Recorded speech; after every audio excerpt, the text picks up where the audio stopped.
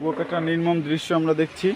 এই যে এখানেই কিছু বছর আগে একটি বিল্ডিং ছিল, কিন্তু সেই বিল্ডিংটি এখন আর নেই। আজকে সেটি ভূমিধসে পরিণত হয়েছে।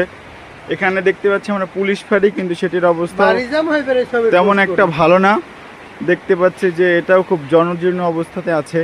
এই মুহূর্তে সাগরে চলছে ভাটা, তার উপর এই যে এখানে আছে, এটার অবস্থাও খুবই জনজীর্ণ। আমরা দেখতে পাচ্ছি এখানে বালু দিয়ে চেষ্টা করা হয়েছে, কিন্তু তারপরও এগুলো থাকবে বলে আমাদের মনে হচ্ছে না।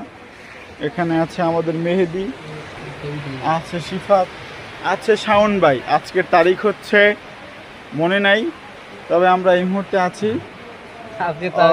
অক্টোবর মাসে। শাওন ভাই মিথ্যা কথা বলবে বাড়িতে, তাই সবাই এই ভিডিওটি শেয়ার করে দিবেন। এই আছে তামিম এবং সমুদ্র।